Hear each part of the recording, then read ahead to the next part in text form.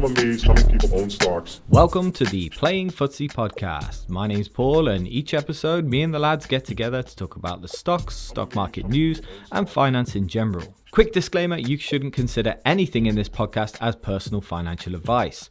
If you need such advice, go to a financial advisor.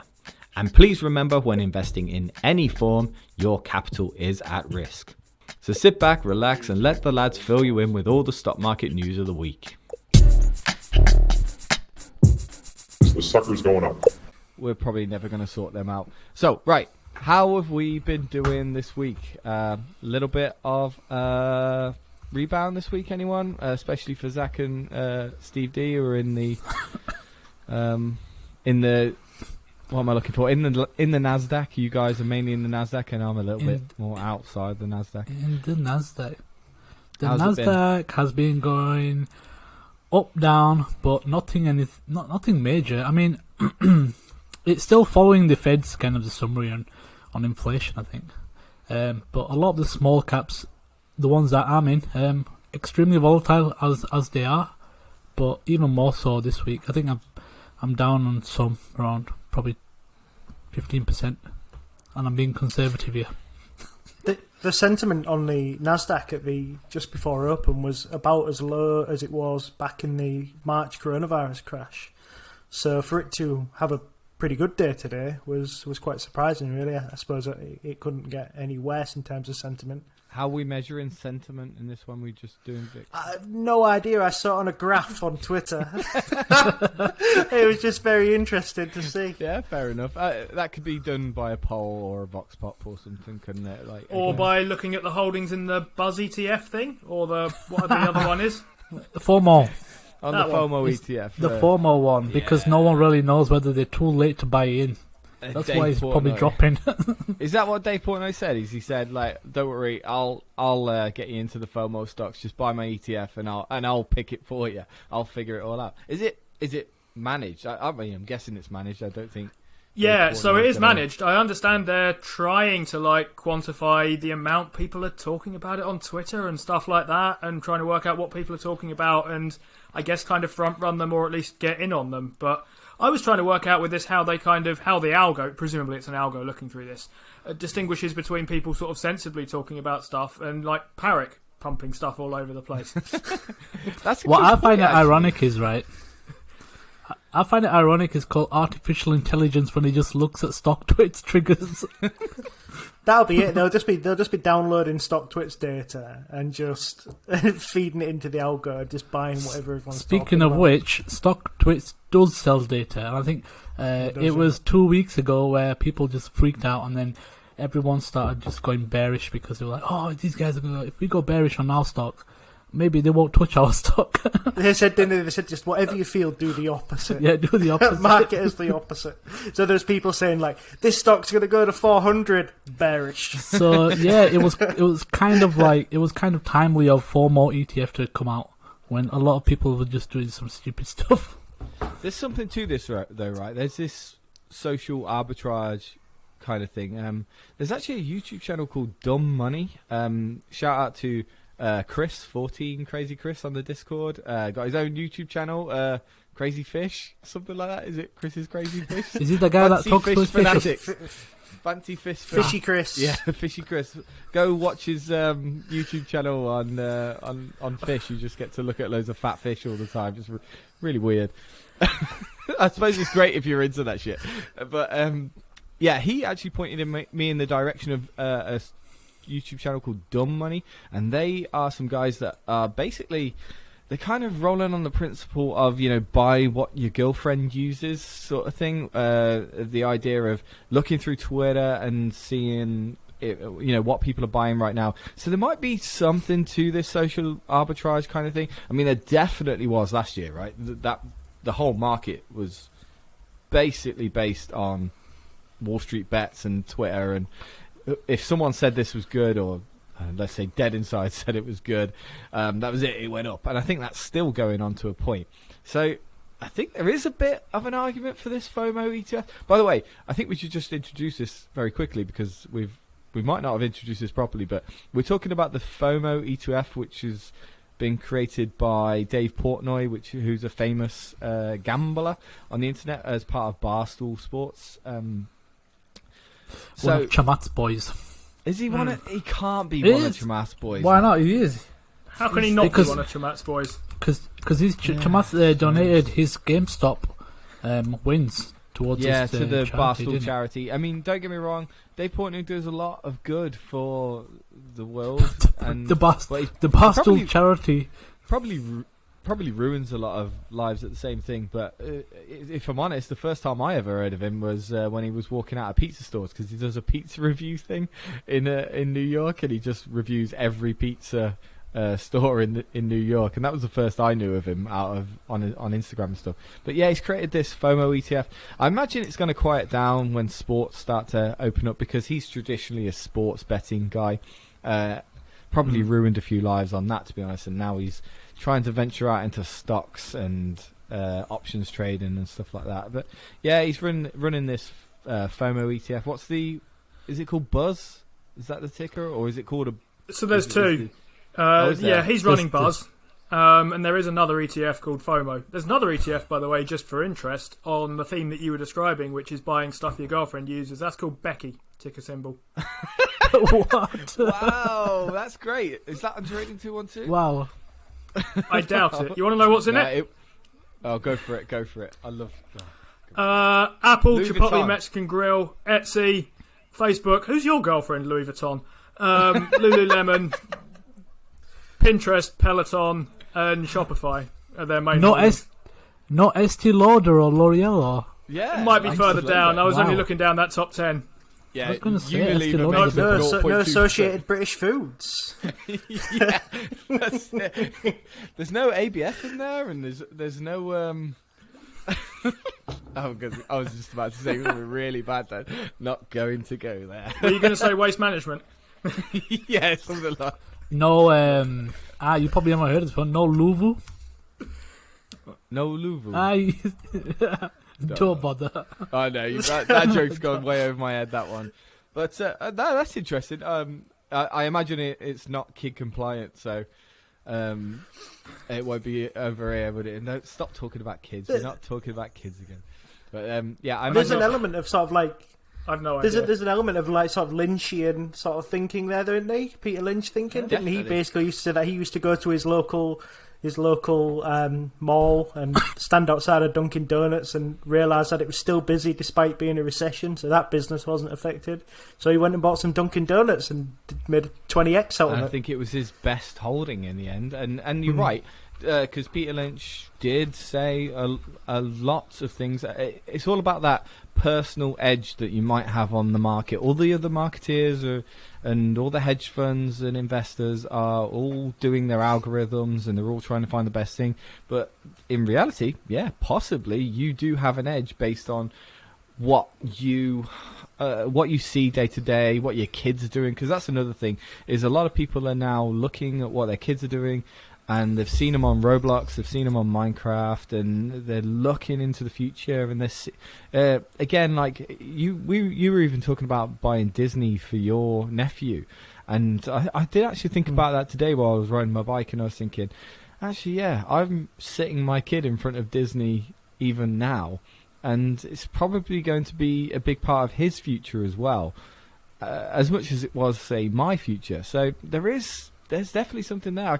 I can see being invested in Disney and seeing my child watching Disney. You know, he's loving Toy Story, loving Incredibles, and he's loving the Pixar stuff rather than the old Lion King and stuff which we would have grown up with. But there's still that next element, and yeah, I think that gives me sort of a solidified idea of Disney is going to be around forever, and it's going to maintain that specialness of the business, as what Warren Buffett would say. But yeah, the trouble is in my circle right now, I wouldn't have a clue what my missus is buying. So what's your missus? Go on, what's your, just in secret, what's your missus buying? What should we be? In my what case, stocks should we be it's looking at? that oat milk company that's about to IPO called Oatly or something like that. Buys their stuff quite a bit. Interesting. And that's like, she's getting more conscious about the environment? Yeah, or what? I mean, it's partly that kind of way Well, direction. she I just think get the she shits quite likes- from. She could just get the shits from dairy. Is that just one of the things? No. Feel free to air that on a public podcast. Yeah, one day she might listen to this, so I probably won't. But I mean, it's for sort of ethical related reasons. I think. I mean, it's a bit tricky with Oatly because I think there's a kind of awkward ethical angle to them as well, which might be to do with sort of deforestation or something along those lines. Yeah. But that's her reason for kind of being interested in it, and I think quite likes oat milk coffees, basically. Oat milk is amazing in a tea. Just as a side note, I don't really care about milk or whatever, but in a tea is the business. Are we all just coming out as vegans right now? Because if we are, I'm going to support Unilever right now because I have been buying. I've been buying vegan ice cream by Ben and Jerry's the past couple of days just because it's mega cheap. By accident. More that it's like you've got the £5 Ben and Jerry's there, and you've got the vegan stuff which they can't sell, and it's like £2. And I'm telling you, that chocolate fudge vegan ice cream thing, I can't tell the difference. I'm trying, and I'm usually pretty good at this stuff. I cannot tell the difference about how good that vegan ice cream is. It's the future. That has convinced me that there's certain elements of veganism that are the future now, because if they can make ice cream that good, I'm bigging up Unilever here, but if they can make ice cream that good without milk, I'm in. It's so good, honestly. So yeah, that's me coming out as a vegan right now. Yeah. Vegans will just eat ice cream all day in the future. yeah, that's it. What was there was a thing I remember on QI as well. They said that avocados or broccoli isn't vegan either, because it requires you. I mean, the carbon footprint of an avocado is massive, so that's like a big negative. It is because we ship them. They've got to be grown in like South America or something, and we have to ship them like oil tankers across the ocean to get them to your plate. So it's just carbon Steve's laughing on avocado. I just thinking, do you want to say goodbye to all the people leaving the podcast? Yeah, I know. I'm talking so much. Yeah, but I'm sure it was on QI. It was that broccoli or some other vegetable is not vegan because it requires the use of bees to be transported to pollinate. And that's just a fun fact. I'm sure people will find that interesting. We'll talk about stimulus, weren't we? Had we got to that yet? We were talking about how people's portfolios were doing, I thought. But then I got distracted by this idea of an avocado the size of an oil tanker floating across the sea somehow. my holding in avocado ink has gone up massively. This reminds me of Gorilla's plastic beach album cover. You're destroying the planet. I was going to get onto buying the cow as well. If you wanted to just have a chat about that, did anyone see that app? I did see that. Yeah. Yeah, was that in South Africa? Yeah, I'm so up for that. But just to talk about it, there's this app. It's called crowd farming. I can't remember what the app is called. I'll leave it in the description or something. It's called crowd farming, where you can essentially buy a cow in South Africa and they'll raise it, and you'll get the price that it sells for. I'm so up for that. I'm just going to try it. So on the opposite side of being vegan, I'm probably going to buy a cow for slaughter as well. Sound like the starting of a Jack and the Beanstalk story. It'll make a great YouTube video. Right, so this week we've seen the stocks rebounding a little bit. What are the reasons for the stocks rebounding? Why are we seeing this? We've got stimulus, we've got interest rates, we've got inflation. Ray Dalio is calling for the end of the world, I've heard. What are we doing, and how are you investing? That's what I want to get through, actually. How are you guys planning on investing in this really uncertain time?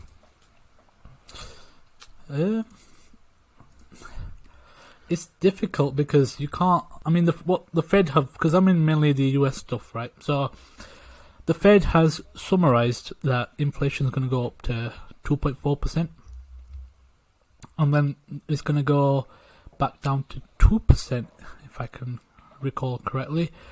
And I think a lot of people have seen that to be a positive thing because they're trying to keep it under control. Because the long-term target is always been 2% anyway. I think that's not a normal growth rate for most economies.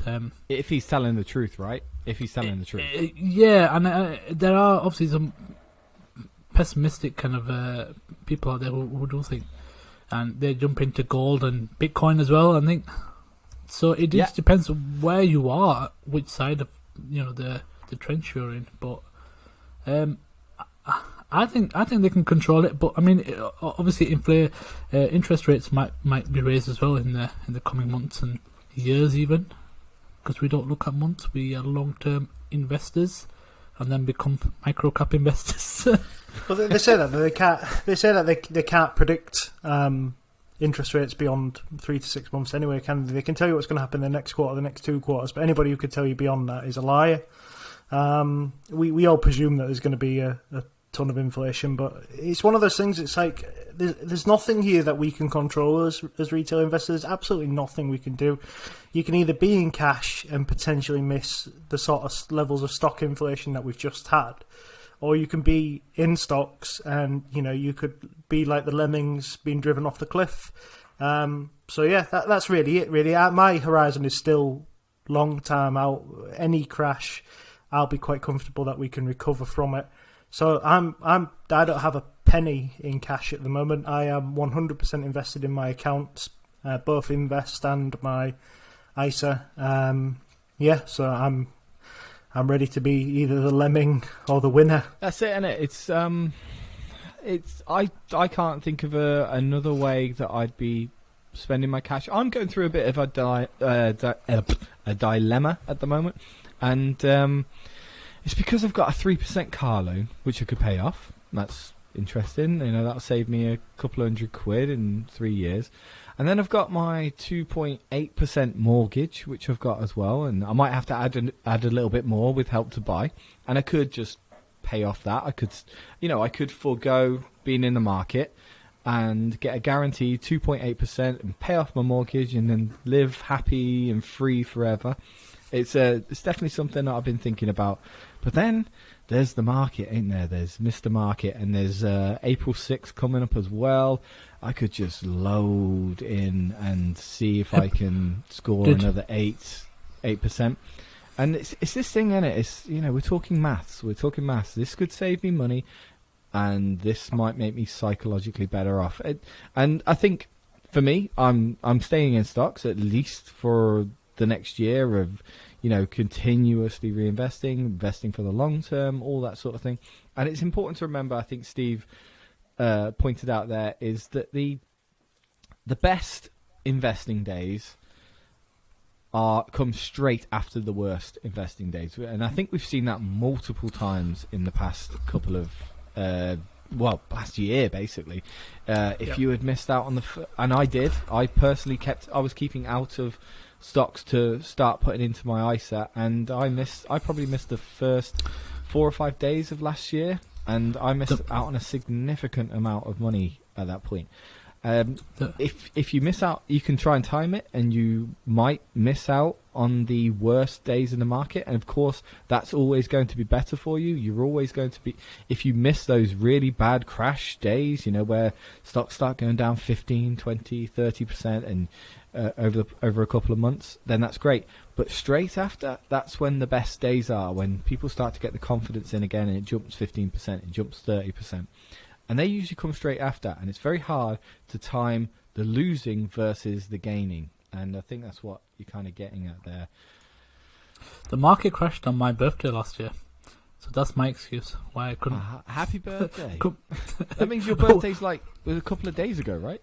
Yeah, it was. Yeah. Happy birthday! I didn't know that. So I didn't get in at the bottom. But yeah, it's all good. Comatose on cake. Yeah, like trading 2 It was quite funny when I saw the graph. I to forward on what Paul said. I think JP Morgan said something like 60 to 80% after a dip, the market rebounds, and that's the best days. And if you miss those, you might as well just buy Bitcoin. I'm joking. It knocks a couple of $100,000 off your final total, I think, and you just need to remember that no matter what sort of style of investing you do, because there's a lot of like flinging shit around at the moment, and I suppose I've been a little bit guilty of it as well. But it's very simple. Like, no matter what you're doing, if you're investing in index funds, if you're dividend investing, if you're growth investing, if you're value investing, if you're invested in cows in South Africa, it seems to be the best thing is just kind of staying in, and letting it ride, because they seem to be the most important. And I've just done this. I recorded this yesterday in a video. The three main parts of investing are nothing to do with looking at stocks. They're nothing to do with knowing P ratios or the future total addressable market of a stock. It's very simple. It's emotional control, knowing your risk, and building your base up, building that big base of cash. And I think generally, if you stick to those things, unless you're YOLOing it and Syme, supply at me. Shout out to Wayne in the Discord there. I'm just going to give him a little mention there. Unless you're doing that, then you'll be all right, I think, in the market. Generally, obviously, lots of risk in the market. You could lose everything. Blah blah blah blah blah. Do your own due diligence. And went on when to comment. Yeah, went off on a bit of a tangent. Yeah, but yeah, inflation. I personally am kind of going on my own anecdotal evidence, and I believe we are seeing a lot more inflation than what the Fed is suggesting, and I think they're going to have to control it. I really do, and I think they're going to have to control it earlier than 2023-24. Personal opinion. And that day, when they announced that, because the worst thing about it was Powell kind of did a wishy-washy sort of, everything's good, economy's good, we're not going to raise interest rates, but he had this kind of backhanded kind of tone with it as well. And that sent the market really wobbly, and I don't like that about the market right now. There must be... Steve, you're nodding your head. Steve W., you're nodding your head on this one. Yeah, I, like you, get the impression that the market is struggling to believe Powell at the moment when he's talking about keeping things under control, letting letting inflation run a little bit, and keeping interest rates reasonably low. I think there's a kind of growing swell within the market, not a majority or anything like that just yet, that thinks, look, if inflation starts running, you will either not be able to stop it or lose control of the bond market. And if you lose control of the bond market, for reasons we talked about before, this will filter across into stocks, basically. Yeah, I wanted to talk about that as well. I'm kind of throwing this in because I don't think you've probably not researched this at the moment. But the bond market right now, I don't think the government bond market is so much in a bubble. And Cathy Wood very much pointed it out a few months ago that bonds are in a bubble. It was very hard to understand exactly what she meant by that. But she's talking about corporate bonds. She's saying that there's a lot of debt right now in a bubble. And buying corporate bonds right now could be really dangerous as well, even though people are slowly flocking to them because the yields are super high. I'm sure someone showed me some of the Netflix yields recently, like 12%. Very, very tempting to get into. But there's so much debt out there. A lot of these companies, and this is what I wanted to sort of stress on some of the bigger growth companies. They're taking a lot of debt and they're issuing a lot of shares just for their growth. In particular, the hydrogen stocks are doing this at the moment. And I even said that well over a year ago when I talked about hydrogen stocks. All of them are selling shares or issuing shares to make money, and they have been for years. It's because we've got no product to sell yet. This is it. And is this the market we're in at the moment, where we've got companies which have just been inflated? They've inflated their growth on. I know there's another, and I'm sure you'll explain the other reasons why someone would take on debt. But it feels to me that some of these companies are just growing based on debt right now. Is that good or is that bad? And do we think that maybe corporate bonds are in a bubble as well, like Ray Dalio suggests, like Cathy Wood suggests? It's odd to me to think that those two really agree on this at the moment, and that points me in a certain direction as well. I bet you guys have got nothing to say on that one, have you? So I'll take corporate bonds a little bit here. I mean, one thing that we are seeing is that people who are bond investors, and this has been happening for the last year or so now, by the way, this isn't kind of immediately recent, have been getting pushed into riskier and riskier bonds. And by that I mean bonds with just lower credit ratings from places like Moody's or Standard & Poor's and that kind of thing. Because in order to get any kind of return on your money at all, you have to start looking for places where the debt levels are classed as riskier, basically. And the trouble for this, from a company's perspective, is the more money you raise by debt, the more debt you have outstanding, the lower your credit rating goes for next time, at least most of the time, which means the more expensive your debt is in the future. And if there's a squeeze on this kind of thing, then there's going to be a lot of companies that might find they've kind of overcommitted themselves and are now stuck because they can't get debt anymore, because their credit ratings have gone shot because they used it all during this period when debt was cheap. And you're ready. That's for the this. whole thing, isn't it? That's what they're saying about crashes. Is that basically, that when the tide goes out, you find out who's been swimming naked, and this is exactly what that situation is. Who's swimming naked then? Who are they? Airlines. Well, I think it's airlines, but it would have been airlines. Someone's just helicoptered them some swimming gear recently. I will stick up for the hydrogen Life stocks rafts. a little bit, though. I mean, in fairness about the hydrogen stocks, Paul's right. They're all flinging equity around, but this is because they're sort of young and junior companies, and a lot of them haven't got much by way of sales. And there's basically two ways they can finance themselves. I'm just going to introduce. I'm going to interrupt you there. I don't think they are. Some of these, like Nell, they're over 100 years old. A Plug is 20. I'm going to go out on a limb there and say it was like 25 years old, but I bet it's not. Sales, it's demand as well. They've not got sales or demand. That's the problem. Yeah, that's Carry the on, theory anyway. I'll go back to the idea. Now this is the theory, which may well be wrong. But the younger a company is in general, and I'm thinking of the hydrogen stocks as this kind of area, the more you have to finance your business by equity because you can't take on debt because you can't pay back the damn debt because you haven't got any sales. So you better just give away something that isn't going to charge you any interest on it, which is the only other thing you can use, which is equity. And that's why I think Plug are... they've been doing quite a lot of printing shares over the last decade or so. Their revenues have gone up an awful lot, as I pointed out before, I think. Their share count's also gone up by more than their revenues have gone up. And I was kind of critical of that, saying that's not really growth. In fairness to Plug and the Plug management, that might be what you have to do to grow. I mean, I wouldn't say, look, this is an obviously horrendous managerial decision or something like that. It's something that's proved to be expensive for them, but it might well be that they had no real alternative, in fairness. Other companies don't have to do that, though, and I think that's the point. Other companies don't have to issue as much as they do.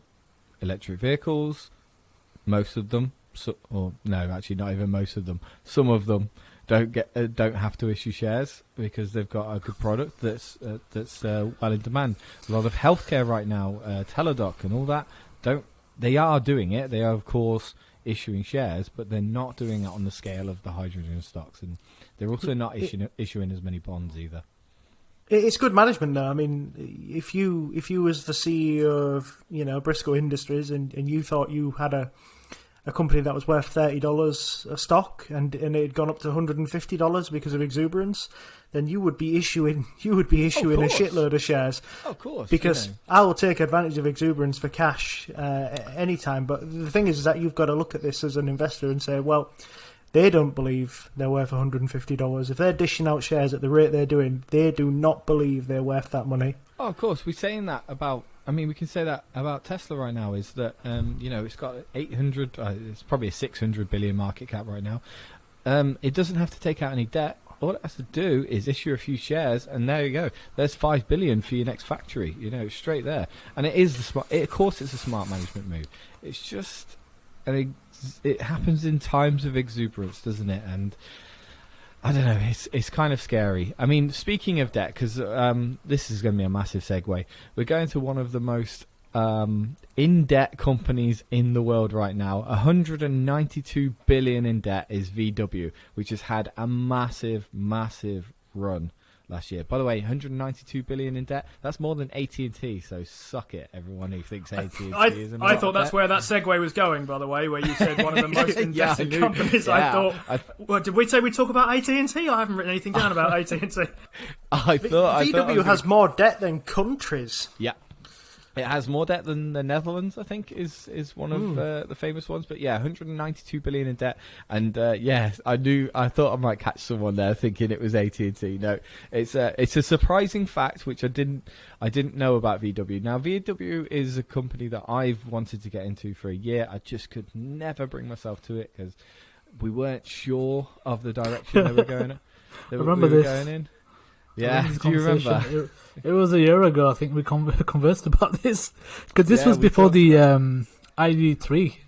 And at that time I was saying VW is a finance company as well. And I think they do a lot of leasing for large institutions like the NHS. So they practically sell BMWs and all sorts, Jaguars and everything. And VW cars. So, I mean, at that time I was saying they're big enough to rotate to EV, but at the expense of kind of cannibalism. But that's expected for a company that's going to rotate.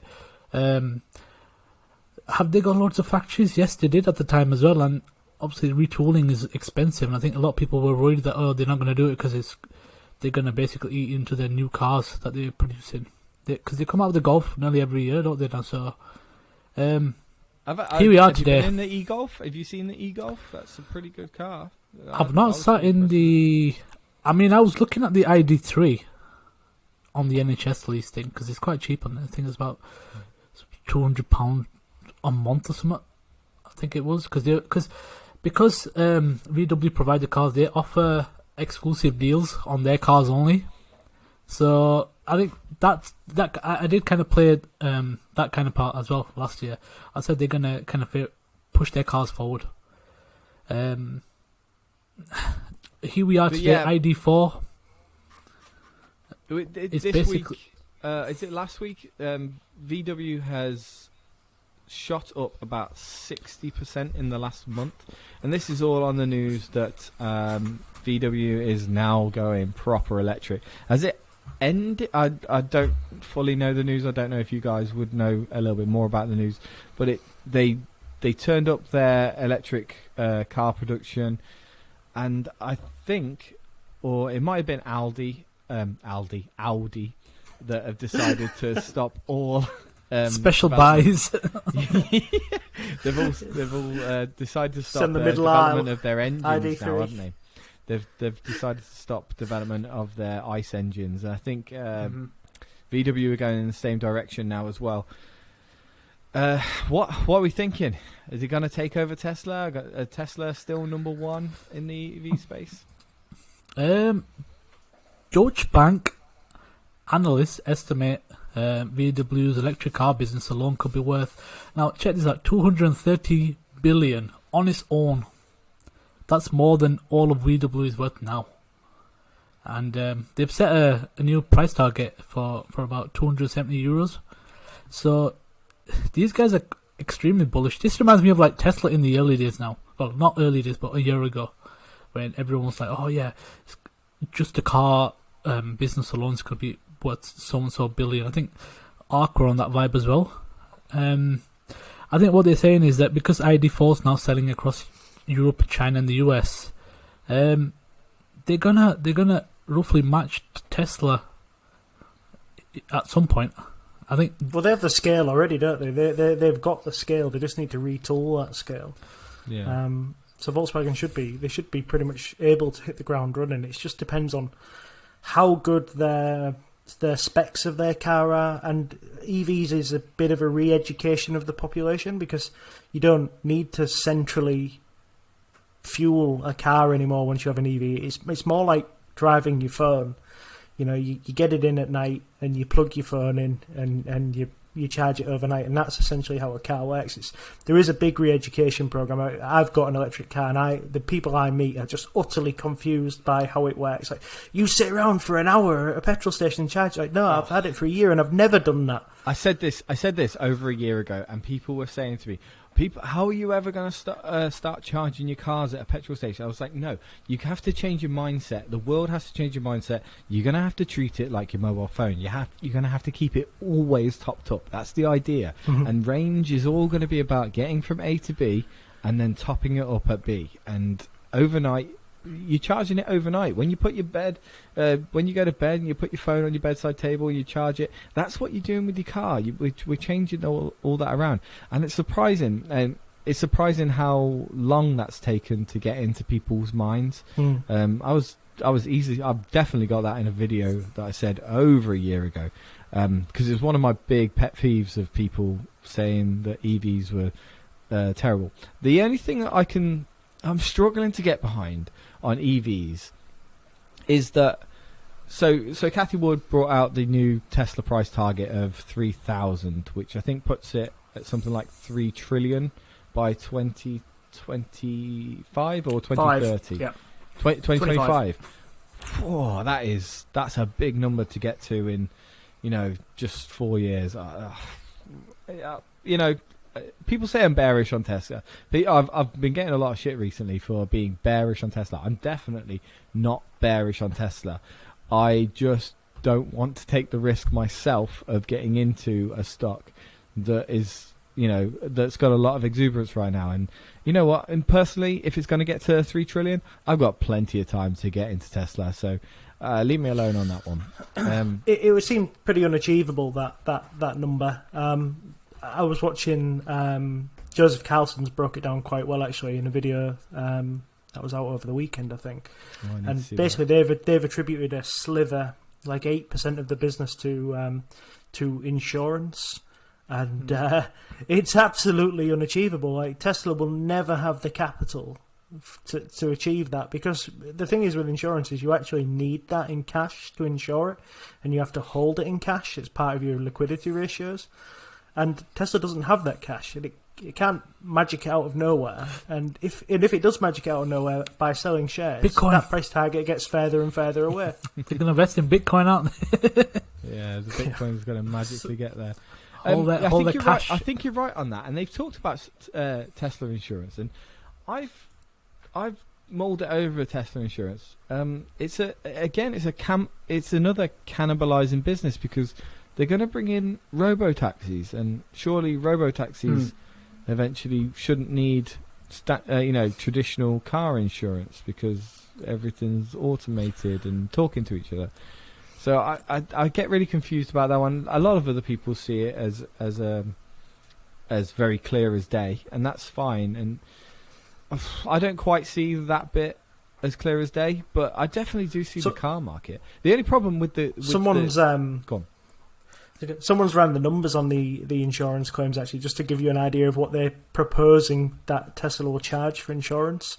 And I think on the bull case, it would be $3,200 to insure your car for the year.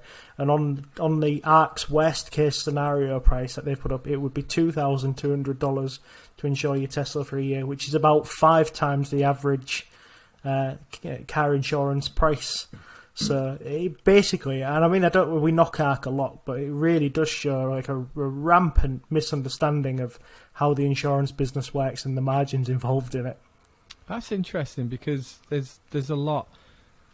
You would have thought that these analysts, they say they're shit hot. They say that the analysts at ARC they know everything about their areas, and if it is throwing up kind of discrepancies like that, you do wonder about their analysts across the rest of the ETFs as well. We can't say they're wrong, because I don't like to say they're wrong, because I fully believe that Tesla is going to be absolutely brilliant. The bit I'm struggling to get around is with a 3 trillion valuation, and most of that is based on the car market. There's not a lot that's based on anything else. I think they only attributed a very small, if zero, portion to energy, I think. How can it become worth more than the entire motor or automobile market around the world? How can we get that valuation on a company? Go on. I think part of the idea, I was having a little look at this as well from ARC, and there's sort of two things, I guess, that we haven't really mentioned so far. One is to do with their kind of robotaxi, in fact, sorry, both are to do with their robotaxi idea. But the first one is that ARC was speculating that Tesla might try and edge their way across to this via a kind of human taxi approach. So what they're thinking of, I think, is a kind of Tesla version of Uber, more or less, where people who want to be Uber drivers can sign their cars up to the kind of Tesla Central app, and you can get ride-hailing going on with human drivers rather than robo-taxis as a sort. And the idea, I suppose, is that you kind of entrench that and then gradually shift your way across to robo-taxis, basically, and an automated ride-hailing service. I was looking at their kind of bull case and their kind of best case scenario for this sort of thing, and it was for 2025 looking at, I think, 10 million cars, 60% of which will have the FSP, which is the auto-driving pack built in. I couldn't work out quite what price they thought people were going to be willing to pay for that. I didn't see that in their kind of assumptions. But when I looked at Goldman, who were talking about a similar kind of thing, they were thinking that people are going to have to pay about 10 grand for the FSP package and about between 50 quid and 200 quid a month to have the software updates when they become available. That's quite expensive. And this is why it's significant that VW are, without controversy, we can say, are attempting to make a charge to be the dominant player here. Because if Tesla, either the numbers don't get there in terms of the cars, or not enough of them have the kind of FSP pack, or that has to come in at the lower end of that 50 to 200 quid range for software updates, the numbers start coming off quite quickly here. And that's why the kind of VW thing is significant, I think. Yeah, with VW, they had their Power Day yesterday, or it might have been this morning, but the news about it has really come out this morning. Power Day almost directly translates to Tesla's Battery Day. So they're talking about what they're doing. And what I've actually got here is ARC's latest email on it. And a guy called Sam Chorus, he's their like EV analyst. He wrote a very biased and I don't know, slightly contrarian view on this one. It reads like a Seeking Alpha opinion piece, to be honest with you. It's entitled "Volkswagen Power Day Suggests the Right Strategy at the Wrong Speed." So they're basically saying that while Volkswagen is bringing in its Battery Day and it's trying to do, the CEO's now on Twitter and it's trying to launch a good marketing campaign, and I think it highlighted out it's going to do 240 gigawatt hours of batteries by 2030. So it's really making progress. It's like you say with the retooling, it's really making the progress. The article, it's only a very small email part of the article, but they're just basically saying, yeah, you're copying Tesla's battery way, and that's amazing, because Tesla obviously has the best way, and we can't possibly say that the way that you're going down is wrong, but you're doing it too slowly. You're not going to keep up. You're not going to catch. And I think they've said, in ARC's view, companies with old world DNA are unlikely to transition quick enough to dominate the new world. That's the argument now. That's the argument that 240 gigawatt hours in VW's Power Day factory predictions is too slow because Tesla's going to get away and it's going to dominate the world. Do we think this? Like, do we seriously are people coming and nipping at Tesla's heels now, and have we priced in Tesla a little bit too high? Is that what's going on? I think we're going to get a lot of this now, aren't we, when more big old school manufacturers are going to jump in. I think Ford's jumping in with the E-Mustang now, I think.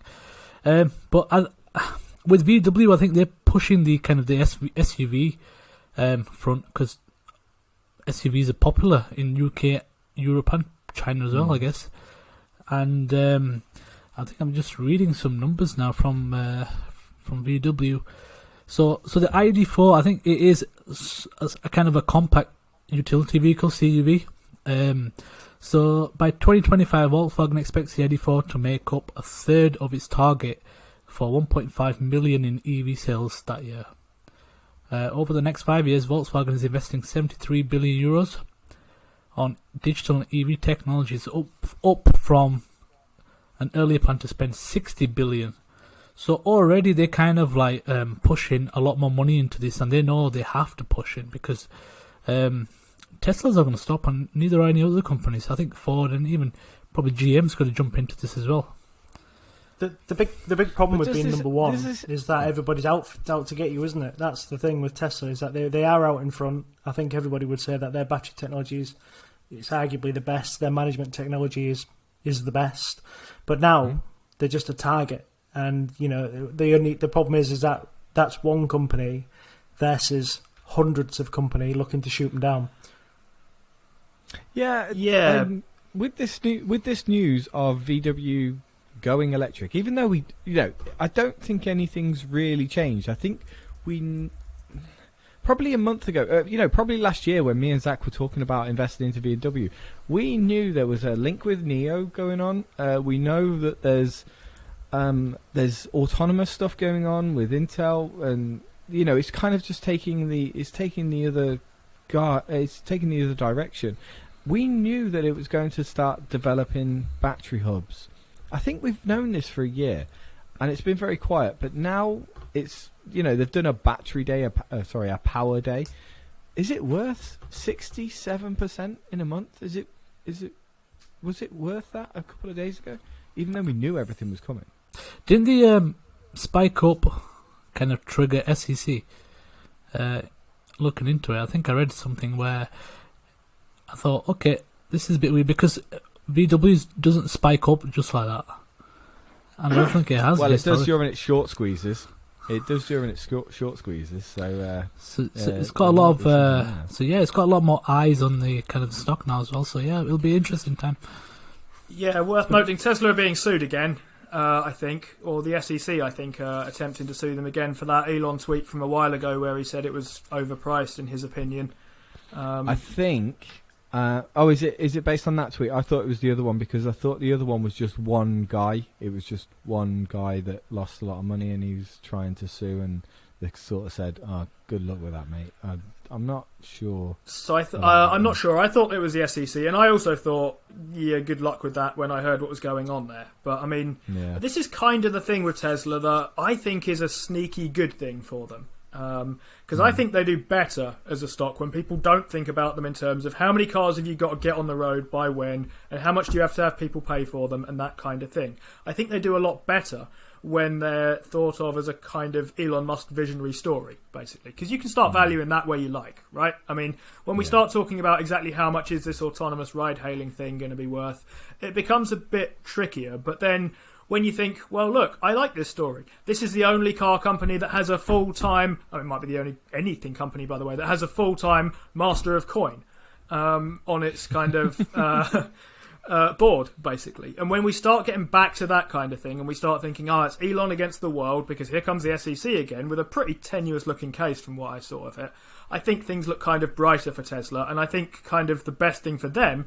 is to try and keep things like that for a little bit, because even 2025 or 2030, when we start talking about solar roofs and that kind of thing, it's all a very long way away.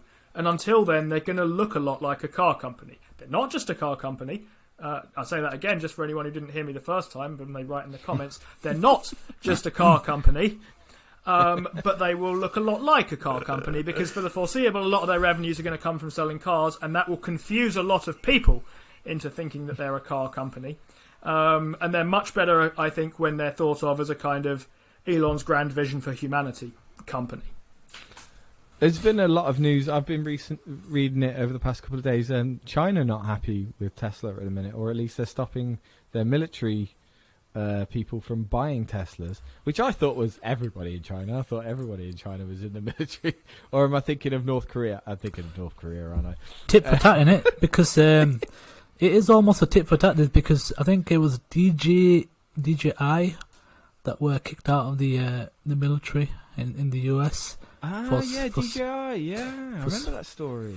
Because of reasons regarding spying and cameras and surveillance. But same thing, I guess. Teslas have cameras. It could be used for the same purpose. You know what? Now I think about it, I thought this story was a sack of shit, actually. I thought it was Tesla's a absolute... CCTV company. I thought this was an absolute bag, but now I think about it, maybe it could be a Chinese government ploy to maybe like push people towards Neo and Xpeng and Lee and... This and is all funny. those. It is funny because when I was invested in Neo, you know, because you kind of stick around with the same crowd, and they're always like, oh, the CCP are gonna push Tesla out using this way, using this technique, and I think one time they did. I think they only allowed home manufacturers to drive in Shanghai. I think it was at certain times, and it kind of disfavored Tesla at that time as well. And even with the battery as a service, I think they were only favoritizing the battery service companies. So there's loads of different techniques. I think this is going to be, again, one for the tinfoil hat people. Yeah, it's an interesting. Well, it's the tinfoil hat gets a bit thinner once you start talking about China, though, doesn't it? You know, there's legs start to like go on these theories because China does this a lot. So yeah, it was just something I thought about just then. Things made a lot more sense just then. But, VW's pushed into China though with the ID4, so we'll see. We'll see how they get favoritized, or you know. Which... Yeah. It just. I think we need to point out right here that I don't think any of us right now, even though we've tried to display a balanced view of Tesla right here, I don't think any of us are bearish on the company of Tesla. I think we're just a little bit... personally, I think we're too early to the EV sector. That's what I personally think, and I think I've said that before, is I think we're just too early. We got too excited that all this is coming and it's all shiny and new, and... You know, we go to .com bubble. Do I say .com bubble again and say, this is what happened with the internet? I think this is going to happen with the Internet of Things and 5G as well. I think that people are going to get too exuberant, and I don't think we're going to have a massive 2-year crash like we had .com bubble, and I certainly don't think we're anywhere near the top of this bubble. If you look at 1929 and you look at 1960s and then you look at 2000... I think we've got a long, long way to go before this blow off top. So I think, you know, it could still be 5-6 years away from really having a big crash. But with EVs and things like that, I think that's where we're mostly going to have these problems. Yeah, worth pointing out that we did have big winners from the .com stuff. I mean, Amazon was a .com, and that came on and did really, really well. And there's definitely a decent chance Tesla does that. I mean, if I was a Tesla shareholder, I'm not, but if I was in it and had thought about it and so on, none of this VW stuff would bother me. I mean, of course people are going to come out and try and copy your thing. Of course they're going to say they're going to be the biggest by 2025. Of course they're going to try and say things that... Well, I mean, they're not all just going to say something like, well, I guess we should close everything down now because Tesla's got it all sorted, right? If you back Tesla, none of this should worry you, I don't think. Your story doesn't play out for a long way into the future with solar roofs and so on. That's not till 2030, and I don't think anything here really disrupts the vision on that scale. But just short-term turbulence, I think, for them. Yeah, the way I see it is if you got into Tesla, you know, anywhere before December 2019, maybe even before March of 2020, if you were in at that point, I don't think you've got a problem. I think hold throughout anything that happens. But getting into Tesla right now... That would be scary for me. Yeah, I wouldn't get in now, but even if I'd got in recently, I would stay in. I would think that, look, I've thought this through. I've got a reason for thinking that this story is going to play out. Nothing I've seen here changes my mind about the idea that this is going to play out eventually. It might be a while, but you know, these are long-term, serious investments, and there's going to be a lot of kind of obstacles in the way. We're supposed to be seeing sort of 20 million robo-taxis by now. Okay, we haven't, but the thought is that they're just going to be a little bit further on, and you're going to have to be patient with Tesla, I think, as a kind of long-term thinking investor. Because, as you pointed out with EVs in general, you're going to have to change people's minds about the way they think about stuff in really quite big ways. And you will get resistance to that, you will get hostility to that. But if you're going to let that put you off, then I don't know as aiming for disruption is the way to go. Okay, I think we're going to leave this podcast here. We had a couple of other things to talk about, but we can clearly talk about the EV market for a long, long time. We could have gone on for a lot longer as well. Thank you very much for listening to this podcast. If you wanted to check this out, you can check this out on the YouTube video. And if you have any questions for us, please feel free to leave a comment in the comments below the YouTube video. You can listen to this podcast on Spotify, on Google Podcasts, on Apple Podcasts, and on Audible, I believe. And as always, thank you very much for listening. We're always trying to get better at this. Thank you. Yeah,